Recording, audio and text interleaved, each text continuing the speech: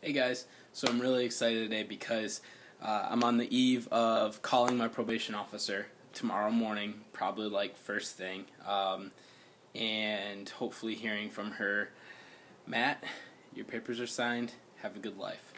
So, and I definitely intend to do that. So that's something that I'm really excited about, so I'm not going to try and cloak that excitement, but I've been counting down the hours. One of the things that I'm most excited about, though, is reacquainting myself with my favorite workout companion, herb. And I've vaguely mentioned it before, but I think it's pretty clear what it is. I'm not going to do this video on that. I just wanted to mention to you guys that it's coming because it is a pretty valuable part of my pre-workout cocktail, I'll say. That and a little bit of caffeine. And I'll talk about why later. Today I wanted to talk more about the large-scale societal implications, healthful implications of legalizing hemp, and they're huge. Let me throw that out there. But I wanted to I have two main arguments, and one is to really inform you on how healthy hemp seed is as a food product, and then also to contrast it with what we use now and how harmful some of those food products are, and how much better we could be doing if we were using hemp rather than using corn, wheat, soy, canola. But diving right in, I hope you're familiar with hemp. Look up other stuff if you're not. It's a tall plant that's illegal because marijuana is illegal. It can't get you high, and it grows a lot of seeds. It grows fast. It grows tall. So hemp seed, it's a complete protein source, which is really rare among plants. Most of the time, if protein is very, very, you have to have it to live. It's not just for people who are trying to work out, things like that. It's very, very good for weight management, tissue repair, all kinds of things. You need protein. And all proteins aren't created equal. There's an entire spectrum of amino acids, and you kind of need them all. If you get an overabundance of one, it's not going to do you much benefit past a certain point. So you really need that wide spectrum. And the difficulty, especially for people who are vegans and vegetarians, is that most plant products, which I'm not, I like meat, but most plant products cannot supplement you with all of your essential amino acids in that one product. Oftentimes, if you're trying to avoid meat, dairy, or eggs, you have to eat a much larger quantity of a variety of plants just to get all those proteins that you need to live, and to control your weight and control your all kinds of things. But this is where hemp is really unique. Hemp actually is a complete amino acid source. It's a complete protein source, and hemp seed has these most important amino acids that you actually do have to try and seek out in really large quantity, and that being leucine, isoleucine, valine. You can look into all those if you like. Just take my word for it for now.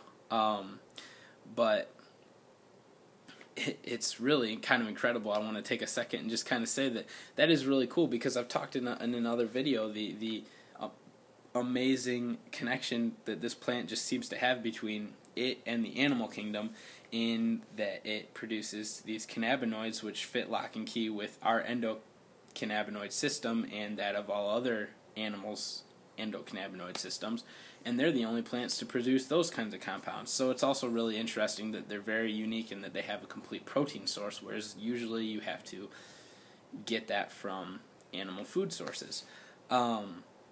Moving on, we're going to talk about the oils. So you press the seed, you get the oil. It's pretty common in all kinds of food production. And hemp seed oil is also very, very healthy compared to other vegetable oils. It's got a very, very high concentration, relatively, of omega-3 fatty acids. And if you're unfamiliar, omega-3s are those things. It's the reason people take fish oil.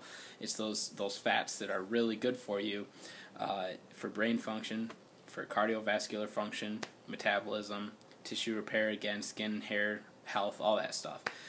So it's got a 3-to-1 ratio of that to omega-6s, which are kind of more your normal fats that people don't really have to seek out. So, I mean, again, you're dealing with a seed that is a complete protein source loaded with oils that are that could be used in cooking. The seeds could be used in flour. Very, very nutritionally dense.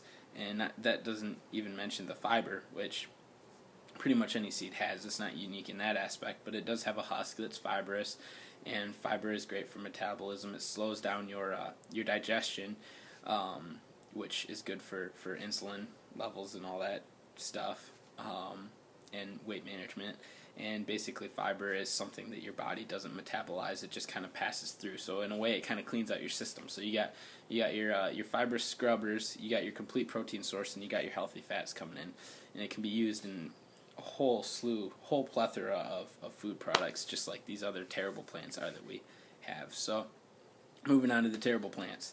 Let's talk about corn, wheat, soy, rapeseed, which rapeseed is canola, but I think they'd have a harder time if they put rapeseed on there than canola. It's the most commonly used oil if you don't cook ever. But corn is, it's your vegetable or whatever, but it's basically nutritionally bankrupt. There's not much as far as vitamins in it that you can't get other places. If you had a can of corn, it's not going to say there's sugar in it, but it's all starch, which your body turns to sugar right away, so it does spike your insulin and all this bad stuff for both weight management and liver health and all kinds of things. I actually wrote on my personal profile about a year ago something about how terrible sugar is in a lot of different aspects, so you probably aren't going to be able to find that, but in the past I've posted links to my personal profile that you can subscribe to, and it's in those notes that I've written. But moving on. So corn, terrible, and it's in everything.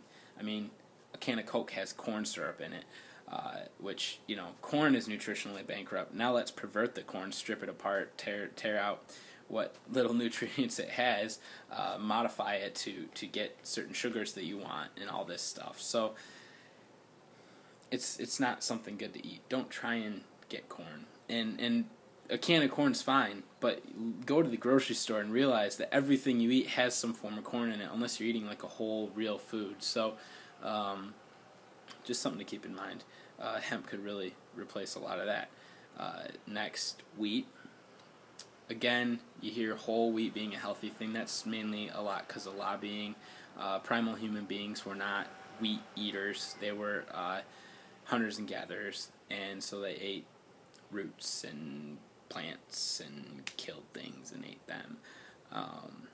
And wheat really has no place in the human diet. But if you're going to eat it in its whole form. It's another one of those things you're going to have a hard time buying any cracker or chip or bread product at the store that you don't see has some sort of wheat product in it. And again, it's ripped apart, it's stripped of its nutrients, and given to you in a form that's not really doing you any good. Soy, it's the last one. It would seem the most healthy. I mean, it's a bean, so at least it's got some protein content, but it actually increases estrogen levels in men. It's one of the more genetically modified plants. Just something to stay away from if you can. There's better sources of food than soy products. It's a really overly abundant vegetarian food. If I was a vegetarian, I would eat real vegetables, not like soy burgers, but that's me. Lastly, I want to talk about how we feed our animals all these things.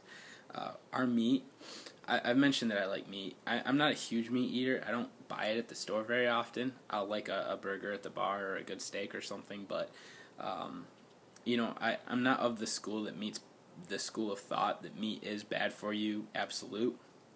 I just think that because, as I mentioned, I think that primal humans were hunter-gatherers, and to say that meat wasn't a part of our primal diet, which actually there's a lot of evidence that that's when our brains started evolving because of the omega-3s in meat as well. To say that has no place in your diet, I think is wrong. But we eat way too much meat, and it's terribly perverted by pumping our cows and our pigs and our birds full of these corn mashes, which I told you has no nutritional value. It doesn't do anything for their immune systems. They get sick. They're basically, picture a person I'm not picking on anybody, but a person who is always sick, terribly obese, and just has bad skin and not a healthful look to them. That's what we eat when we're eating meat. So hemp is actually very nutrient dense.